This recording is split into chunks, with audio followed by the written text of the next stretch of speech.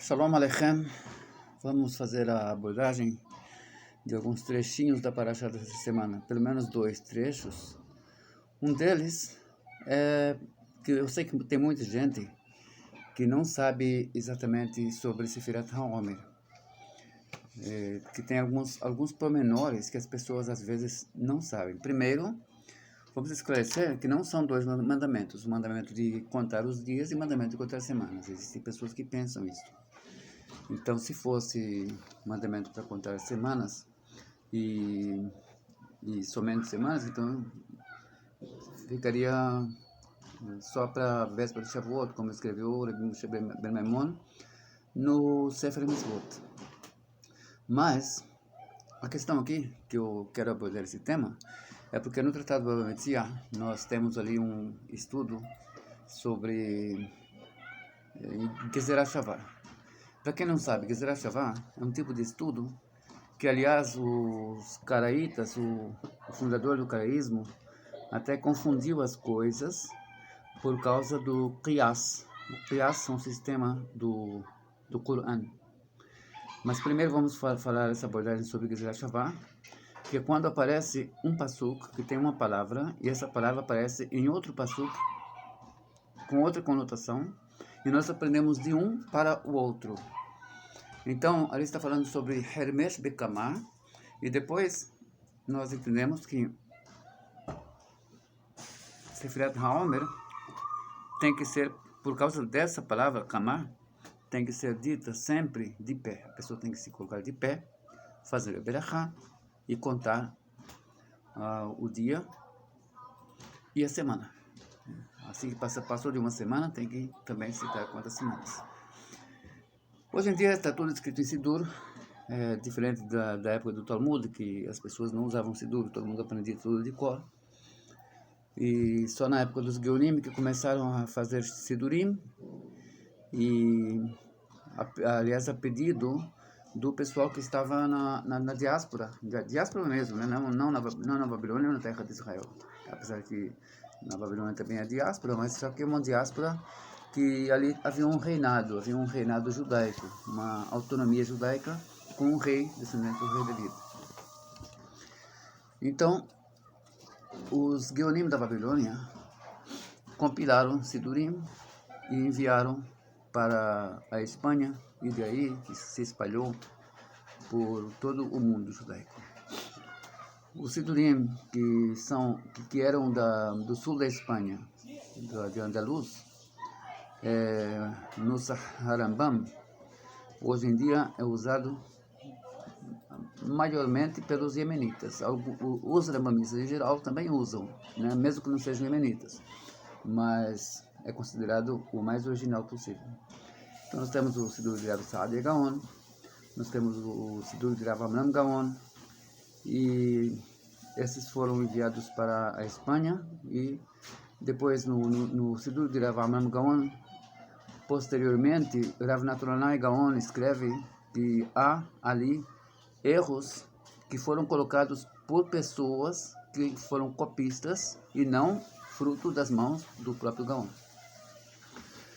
Bom, falamos sobre Sefirat HaOmer, que tem que ser dito de pé. Falamos sobre a Berachá. Então, se a pessoa esquecer uma Berachá, se a pessoa esquecer de contar um dia, uma noite, no dia seguinte, ele pode contar, e o costume é que não se faça mais a Berachá, que já passou o horário da contagem. Mas na noite seguinte, se ele contou durante o dia, ele pode continuar contando, recitando a Berachá. Caso contrário, caso ele haja esquecido e chegado a outra noite da contagem do Homer, então dali até Shavuot ele já não pode mais fazer Berachá. Ele pode contar, mas sem Berachá, não pode mais fazer Berachá. Eu acho que essa abordagem é importante porque eu sei que muitas pessoas não conhecem exatamente esses pormenores. Mas eu quero tocar aqui no assunto que as pessoas que me conhecem sabem como eu sou uma pessoa bem sincera, franca. Algumas pessoas até me acusam de ser bruto, porque as pessoas acham que a pessoa tem que ter diplomacia, tem que saber falar, tem que saber conversar. Eu não sou muito de saber conversar com as pessoas. Infelizmente, não tenho essa qualidade. E a maioria das pessoas que eu já vi, que são bons diplomatas, que têm toda essa diplomacia, normalmente ou não são honestos ou não são sinceros. Então eu prefiro continuar sendo do jeito que eu sou, infelizmente, que as pessoas saibam conviver.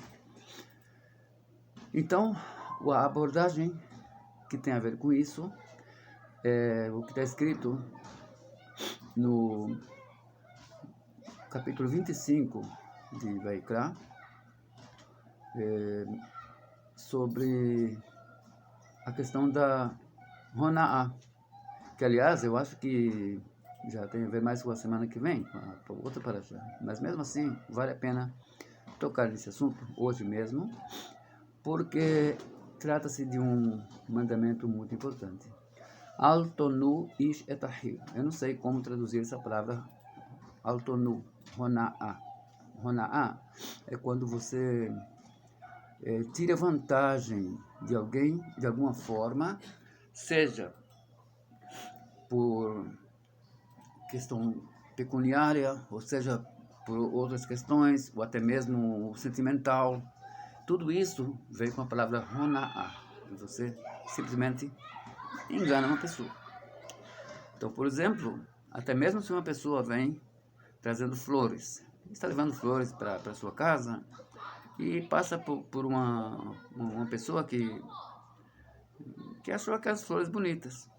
E essa pessoa vai e fala, eu trouxe exatamente para você. Mas só que na verdade não era para ela.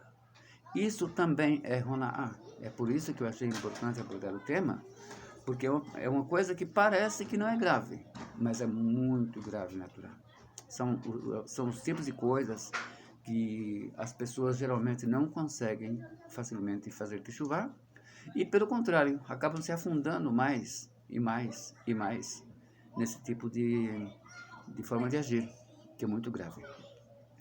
Ou você elogiar uma pessoa descabidamente, sem que a pessoa mereça, também isso é Hona'a. Então todas essas coisas, nós devemos estar bem longe delas. Por quê? Porque Hona'a é o tipo que nós chamamos de roubo de consciência. Você está roubando a consciência da pessoa. É um tipo de um roubo. E é uma coisa muito grave. E, portanto, eu achei importante abordar esse tema. Agora, tem aqui também aquele mandamento que algumas pessoas não entendem o porquê, porque essa repetição no primeiro trecho da paraxá dessa semana, sobre a questão de os Kohanim, que não podem tirar a barba. Os Kohanim não podem tirar a barba e nem fazer calva entre os olhos e cabeça. Então, esse mandamento, ele é repetido ali, para que as pessoas entendam que lá no outro lugar onde está escrito no Torá, está falando só lo legaleia, quer dizer, não tirar a barba. Mas aqui, lo tashhit, desculpe. E aqui, nesse capítulo, nesse trecho da Torá, nós entendemos que a proibição é com navalha. Ta'ar. Ta'ar é navalha. Todos esses pormenores pequenos dessa questão de raspar a barba, seja com navalha ou seja com aquele líquido que desfaz até a raiz do cabelo, tudo isso é proibido para nós. Nós não podemos. E, na verdade, são 5 pontos. Né? Seria um ponto aqui superior, um ponto inferior, e o ponto aqui, e os 2 lados da cabeça, que acabam sendo 7. É como se fôssemos uma figura de uma menorá.